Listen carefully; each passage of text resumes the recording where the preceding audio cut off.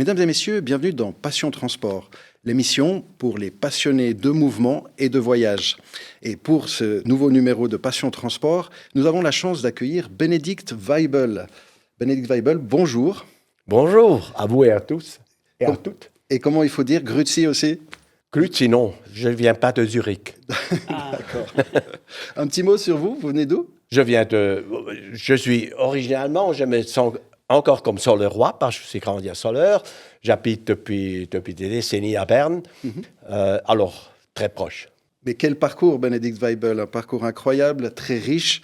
Vous êtes ancien directeur des CFF de 1993 à 2006, principal artisan de Rail 2000, le grand projet ferroviaire de la Suisse. On y reviendra tout à l'heure.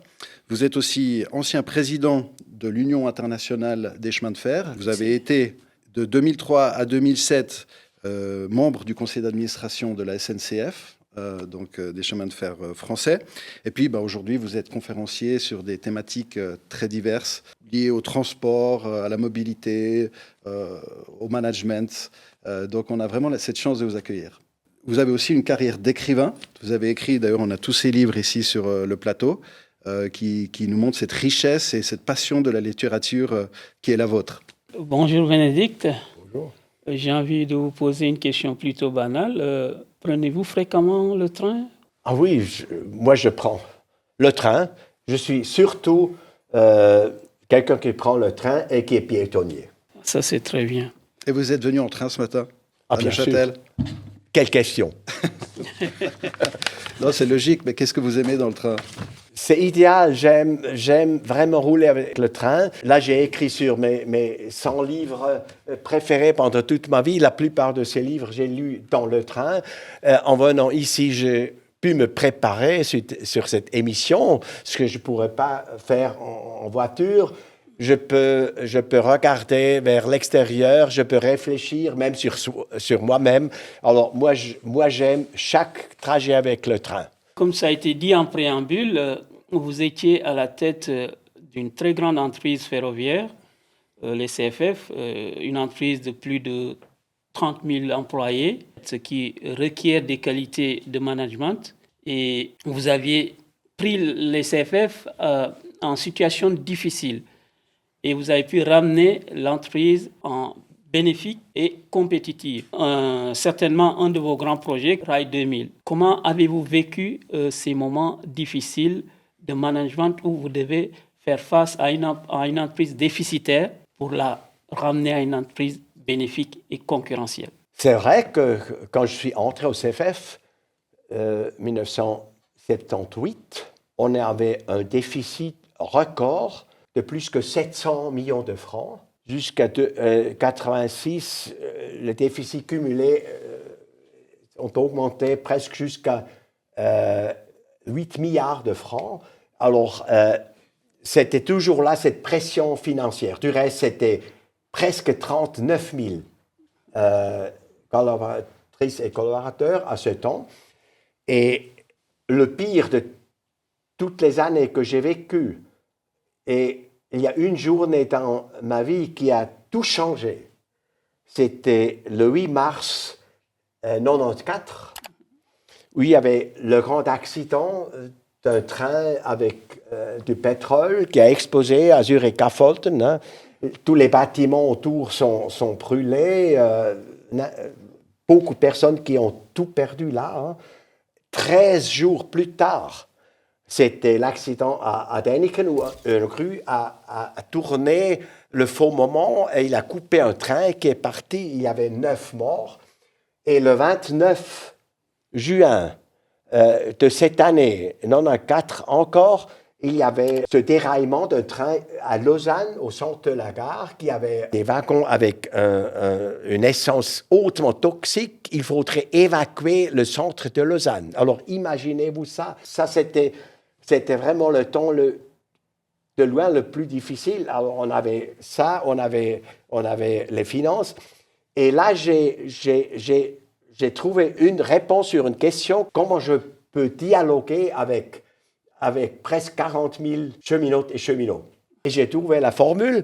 J'ai fait un tour de Suisse. De Genève à Sargans, de Bâle à Besançon, 17 sites. Et ils venaient, les cheminots, ils venaient en milliers. Hein, et comme ça, j'ai répété après toutes les années. Hein. Alors ça, pour moi, c'était extrêmement important. Après, on a réduit. Ce que vous êtes en train de dire, c'est que le contact direct, c'est vraiment important, être sur le terrain avec les employés, quoi. Ça, pour moi, c'était le plus important. La clé du Vous management. pouvez imaginer que c'est un effort énorme. Hein. 95, on avait de nouveau un déficit de 495 millions de francs. 96, on a réduit les salaires avec des démonstrations, avec décision des syndicats pour la grève, avec une votation, et ils n'ont pas atteint le quorum. Vraiment, c'était dur, mais je crois qu'on a pu supporter tout ça parce qu'on avait le projet Rail 2000. Oui, c'était l'avenir. Hein? Mm-hmm. Et de plus on était plus proche à ce fameux le 12 décembre 2004 a été connu depuis longtemps. Hein? De plus, toute l'entreprise s'est vraiment concentrée sur ça. Justement, par rapport à Rail 2000, pour rappeler, hein, c'est assez récent. Bon, ça fait quand même 20 ans. Beaucoup de gens peut-être ne savent pas exactement ce qu'est Rail 2000, mais ils le vivent, ceux qui prennent le train en tout cas, ils le vivent au quotidien. C'est cette idée de la Suisse, de faire de la Suisse un métro à ciel ouvert, c'est-à-dire de cadencer les trains à la demi-heure en toutes les grandes villes suisses. Du coup, c'est un projet incroyable, un projet unique au monde. Avant d'aller plus loin, on va regarder une petite vidéo de ce lancement de Rail 2000.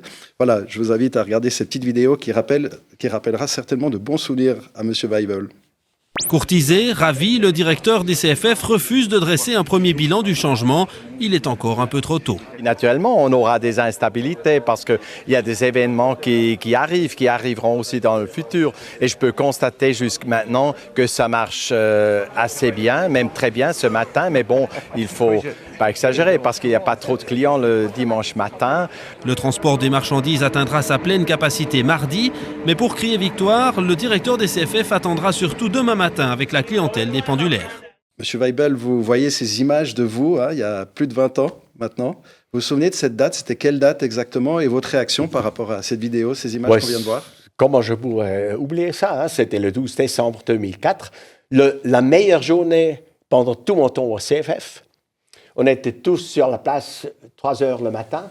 4 heures, Paul Moser, le chef de projet, m'a dit « On n'a pas des erreurs structurelles, ça fonctionne ». Ça fonctionnait toute la journée. Comme j'ai dit pendant cette interview, c'est clair, le changement d'horaire, c'est toujours le deuxième dimanche au décembre parce que là, le trafic est minimal. Moi, j'ai été surpris parce que j'ai toujours dit, on ne peut pas faire ça sans friction parce qu'on ne peut pas tester ça. Hein?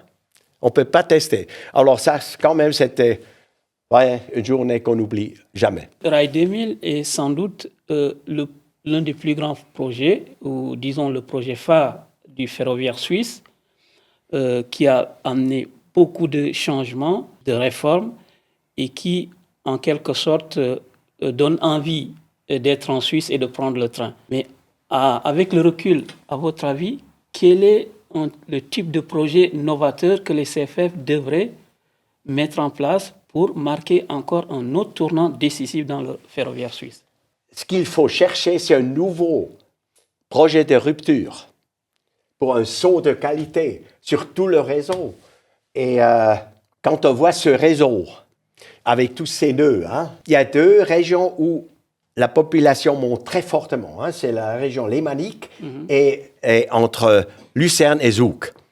Et quand on voit ça, il faut dire, mais il y a un maillot manquant. Parce que on fait des grands détours. Alors il faut creuser un tunnel, c'est ça? Oui, il faut un tunnel, bien sûr. Non, on fait des grands détours. C'est quelque chose qui m'a déjà frappé quand j'étais à l'école. Il y avait des grandes cartes de la Suisse. Et au centre de la Suisse, il y a là un cercle. Un grand cercle où tous les routes et les rails sont autour de ce cercle. Et au milieu, entre Berne et Lucerne. Et c'est une colline, c'est une colline mais une colline très massive, d'un diamètre de 40 à 50 km. C'est le Napf.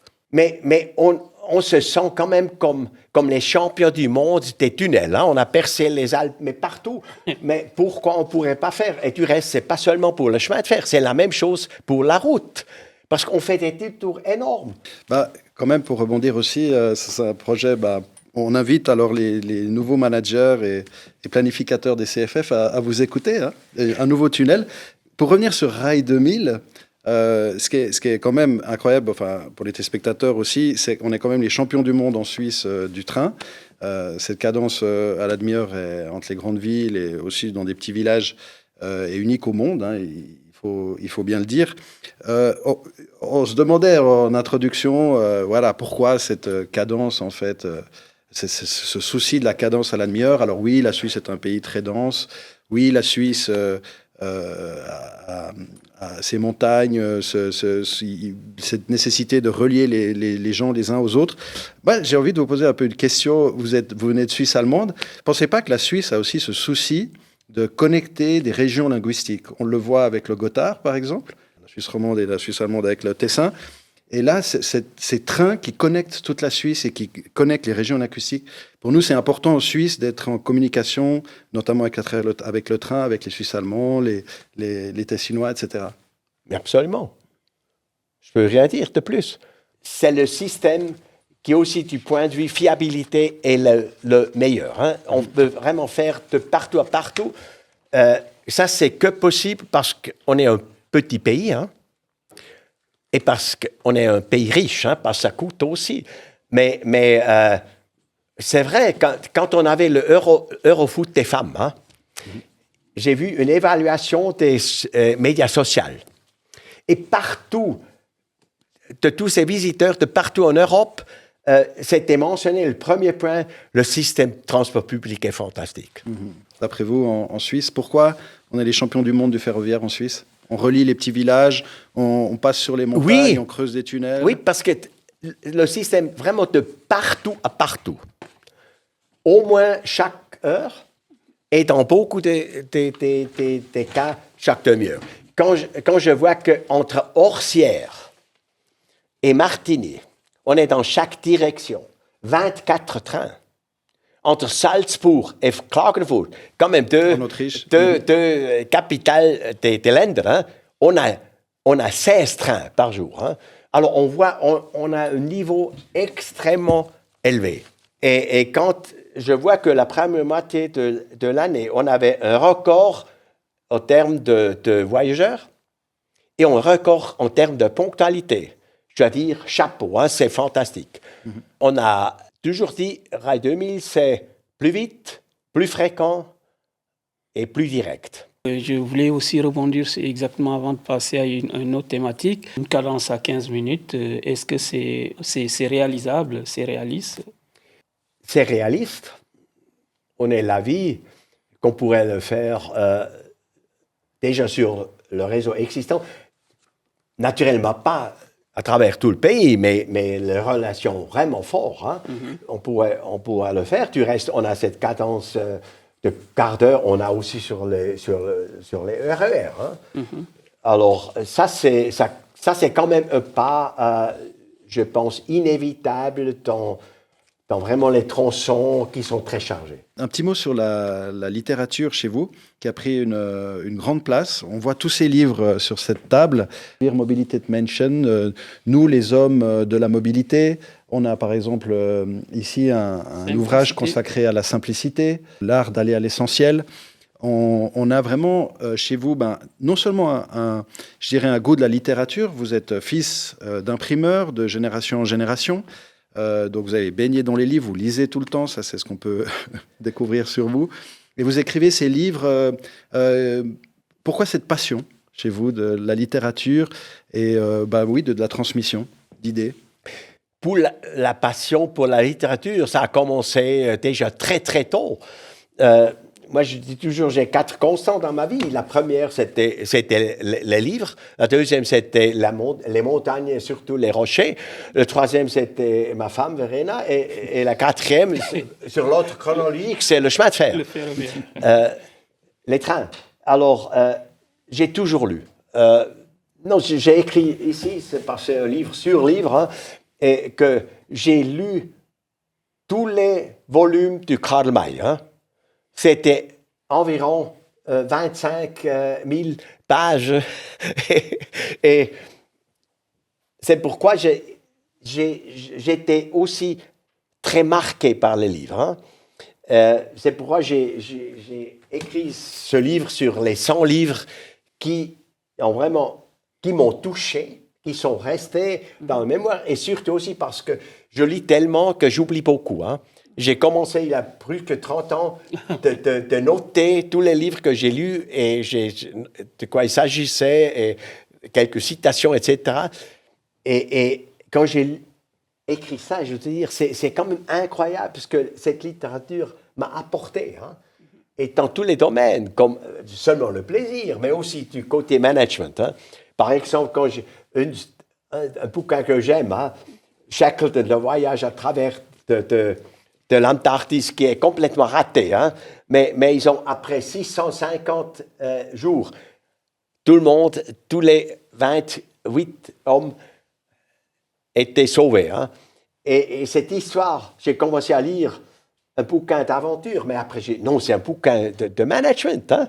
J'ai donné des cours à l'université pendant 20 semestres, et toujours sur la question de la conduite, on a regardé un petit film sur Shackleton. Hein. Après, on a discuté ça. Et un deuxième, là aussi, c'est la biographie de Steve Jobs qui m'a apporté beaucoup plus qu'un livre de management, purement parce que quand il est revenu à l'Apple, il a dit « Dès maintenant, il n'y a que 3 priorités terminées. » Et ça, c'est simplicité. Hein?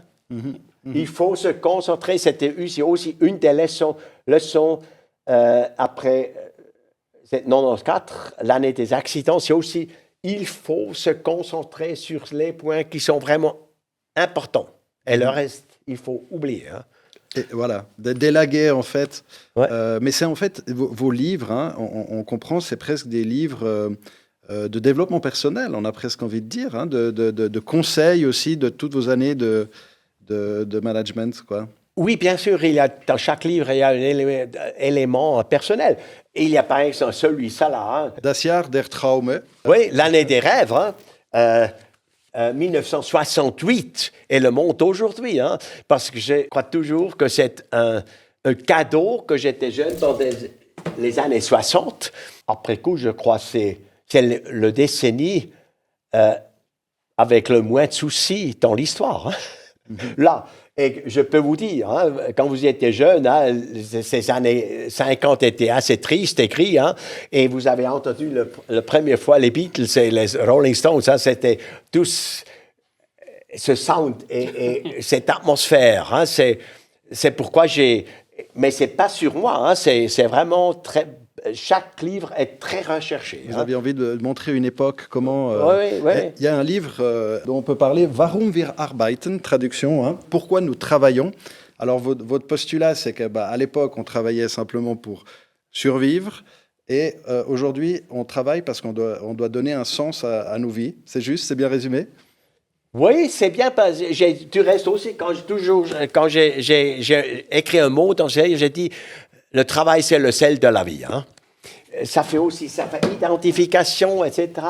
Un bouquin, c'est là, enfin les difficultés commencent. Ah, ça, c'est enfin quel titre? Endlich beginnen die Schwierigkeiten. Ouais. Voilà. Oui, là, je me suis occupé aussi, basé sur beaucoup de recherches, sur la motivation. Hein. Et la meilleure motivation est la motivation de l'action. Hein, quand on a le plaisir de ce qu'on fait. Et je peux vous dire ici, ça, c'était un immense travail. Hein. J'ai dû relire tous ces 100 livres, hein, et j'ai essayé vraiment de reprendre l'âme de ces livres. Hein, mais ça a tellement fait plaisir, hein, de faire ça. Et c'est ça que je crois qui compte. Mais d'autre part, la leçon de mon temps au CFF, c'est que vraiment ce que j'ai appris surtout dans les grandes crises. Hein.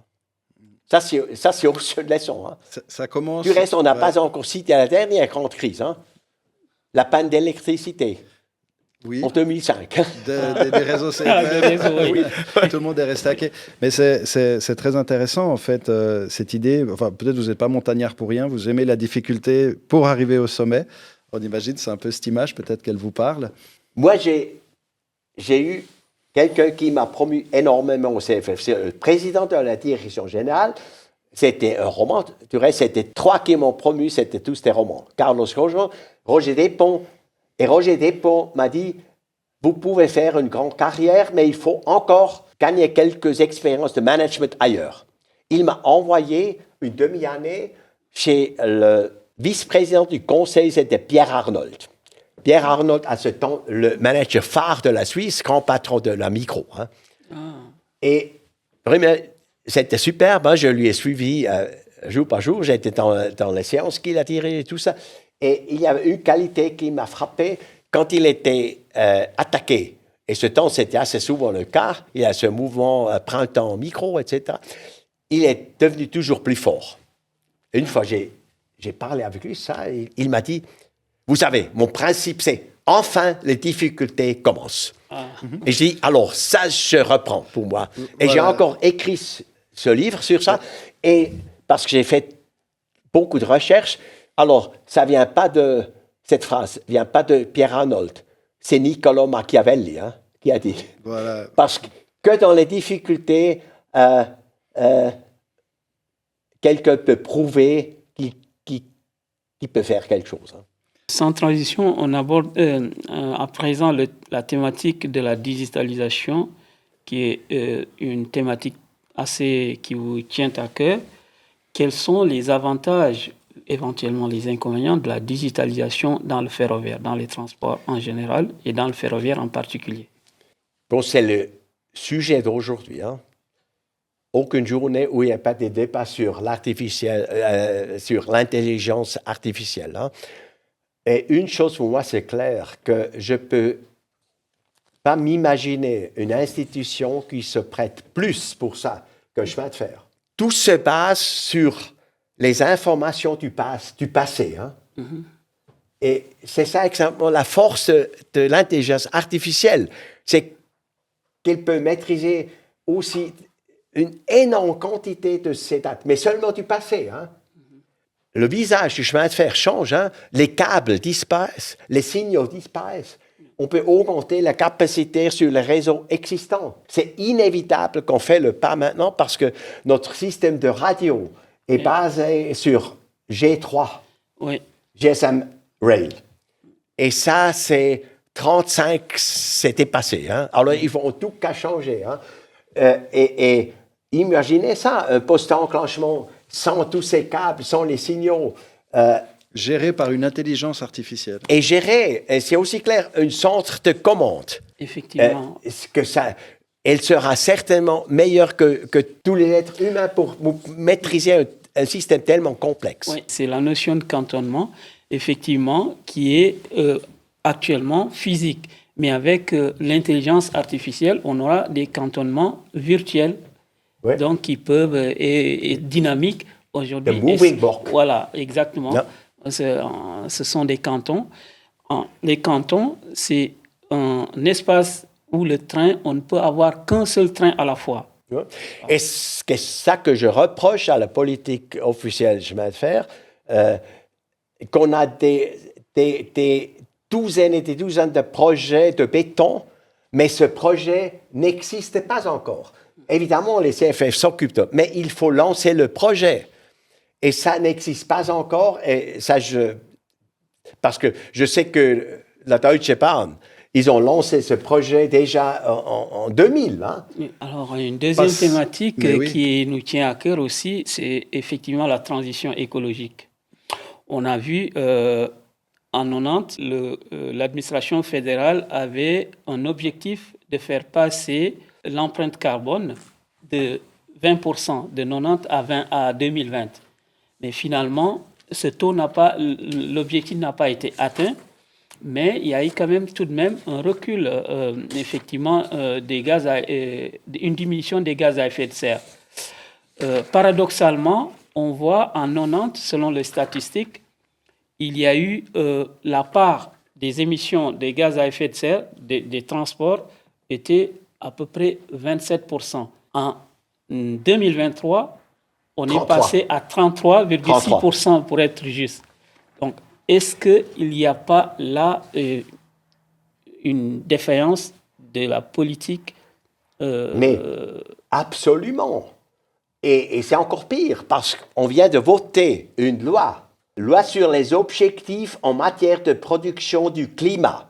Les objectifs de réduction par rapport aux 1990 sont pour 2040, oui. 57%. Oui. Et pour 2050, 100%. Et il faut dire, quand on voit ce que vous venez de dire, ce qui s'est passé entre 90 et 24, c'est absolument irréaliste. On ne devrait pas plutôt harmoniser la politique fédérale de réduction des gaz à effet de serre parce qu'on a vu les cantons, chaque canton essaie de faire tant bien que mal. Neuchâtel a son plan climat, ce qui se passe évidemment dans le canton de Vaud et Fribourg, etc. Est-ce qu'il n'y aurait pas lieu d'harmoniser cette politique pour avoir des résultats probants? Non mais écoutez, quand vous avez un problème dans une entreprise, hein, vous faites un projet. Rail 2000 était un projet. Hein. Un projet, c'est bien défini. Hein. Il y a un but, il y a un budget, planification dans le temps. Et j'ai, dans ce livre sur la mobilité, hein, j'ai esquissé comment un tel projet pourrait s'établir. Hein. Ouais. Mais on n'a encore pas un projet. Et il y a des trucs que je ne comprends pas parce que, par exemple, le financement de la route est basé sur l'essence. Ouais. De plus qu'on a des plug-ins et des voitures électriques, de moins on attend la caisse pour la route. C'est quelque chose qui est vraiment incompréhensible de lancer de telles lois. Et finalement, on a signé l'accord de Paris. C'était 2016. Ouais. Et j'ai toujours pensé, quand on signe quelque chose et on met la signature sur un contrat, qu'on fait quelque chose, mais on ne fait rien. On arrive au bout de l'émission. Hein. On ne peut pas s'empêcher à Neuchâtel de vous parler de la liaison rapide entre la Neuchâtel et la Chaux-de-Fonds, ou la Chaux-de-Fonds-Neuchâtel. Cette envie d'aller toujours plus vite, des cadences au quart d'heure, 120 km/h dans les tunnels. À Neuchâtel, vraiment, c'est le projet de l'avenir, en fait, pour nous. C'est pas encore joué, il est encore en discussion aux chambres fédérales. Vraiment, on le souhaite. Message aux chambres fédérales, on souhaite ce projet, on a besoin de ce train. Mais, enfin oui, pour relier nos deux villes phares du canton. Mais vous, quelle est votre vision de cette liaison rapide, en partie souterraine, entre Neuchâtel et la Chaux-de-Fonds? Deux constatations préalables. Hein. Premièrement, l'ancienne ligne, avec le rebroussement de Chambralien, c'était un des premiers termes que j'ai dû apprendre au CFF, est tombé hors du temps. Hein. Ça, c'est clair. Deuxièmement, ce projet, et c'est une des rares de ces douzaines de projets qui apportent effectivement un saut de qualité. Hein. Dans ce sens, c'est un projet de rupture, hein, parce que le temps parcours se réduit au moins que la moitié, et ça veut dire que ça changerait aussi la répartition modale hein, entre voiture et... Plus de gens prendraient peut-être le train. Mais il faut dire que l'investissement est très considérable. Hein. Et là aussi, il y a un phénomène ça c'est aussi quelque chose qui me frappe. Hein. On parle, et il n'y a pas longtemps, d'1 milliard. Après, on parle de 1,19 milliard. Et maintenant, le dernier chiffre que j'ai vu, je ne sais pas si c'est un nom, c'est 1,5. Alors ça, c'est quand même quelque chose qui me frappe, qui fait aussi douter à la qualité de la planification. Hein. Mais quand je prends tout ça, quand même, c'est aussi, il faut dire, hein, ce n'est pas un projet rentable, hein, parce qu'on calcule un doublement des voyageurs, de 6 000 par jour à 12 000 par jour, et ça, c'est déjà quelque chose, hein, mais ça ne va jamais couvrir les coûts consécutifs de cet investissement. Mais tout prix, je dirais, avis favorable. La crainte, c'était côté ingénierie, vu qu'il y a une déclivité assez importante, la pente, mais je dis toujours qu'en ingénierie, rien n'est impossible. Et je suis d'avis que c'est vraiment un projet très important pour pouvoir effectivement relier les deux villes de manière assez Pas deux villes, efficace. ce sont 3 villes. Hein? C'est quand même c'est la Chaux-de-Fonds, c'est aussi le Loc, qui ont quand même, c'est ensemble, c'est plus que 30 000 habitants, hein? C'est pas rien. Hein?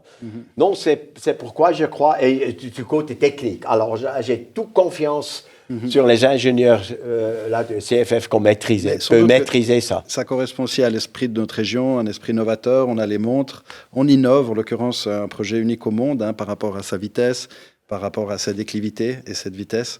C'est aussi l'image de la Suisse finalement qui est en jeu, un pays novateur. Dans ses trains aussi, c'est peut-être ce qu'on pourrait dire. Vous pensez ça? C'est aussi ça les trains? C'est l'innovation? Non. C'est pas un saut. Innovation, c'est toujours un saut. Parce qu'on fait déjà ces 50 pour 1000. Hein. SOP fait 50. Maintenant, on fait avec vitesse plus grande. Mais ce n'est pas un saut de faire un TGV de 300 km à 380 km. Mais c'est un projet qui apporte une énorme amélioration de la qualité de liaison. Hein. On veut inciter les gens à prendre le train, ce qui est une bonne chose, pour effectivement diminuer l'empreinte carbone. Mais en même temps, les titres de voyage ne cessent de grimper. Il y a là une petite contradiction. Oui, je crois pas. Parce que finalement, on a un système avec les abonnements demi-tarifs, abonnements généraux, etc. Quand on fait beaucoup de voyages en train, ça passe très bien. Il y a aussi Fertig, etc., des nouveaux conceptions là sur le mobile qui vous permet vraiment de prendre le train avec un coût qui est très, très raisonnable parce que la voiture, ça coûte aussi. Hein? Alors, il ne faut pas oublier ça. Non, moi, je crois, le train, ça vous libère. Hein? Vous gagnez de temps et surtout, vous êtes au centre des villes. Ouais. Pas directement à Neuchâtel, hein, mais dans la plupart des villes, vous êtes directement au centre. Hein, et il faut dire que déjà, quand je vois comment ces trains sont pleins et comment ça monte encore, hein, on n'a pas seulement un système qui est fantastique, mais aussi un système qui est excessivement utilisé. Et ça, c'est super. Alors, je retiendrai un mot dans tout ce que vous venez de dire, enfin, tout, mais ce mot en particulier, liberté. On attribue à la voiture la notion de liberté. Là, vous avez parlé de liberté pour le train. C'est très intéressant. Je pense que c'est un beau mot de la fin pour nous. Donc, le train qui libère, qui offre de la liberté aux voyageurs. Merci beaucoup, Benedikt Weibel, d'avoir été avec nous. C'était un grand honneur, un vrai plaisir. Merci à vous. Merci. Et alors, merci, chers téléspectateurs, de nous avoir suivis. On espère avoir donné quelques lumières sur cette passion transport qui nous anime, en tout cas, nous tous ici, autour de ce plateau. Et on vous dit à tout bientôt pour un prochain numéro de Passion Transport. D'ici là, salut!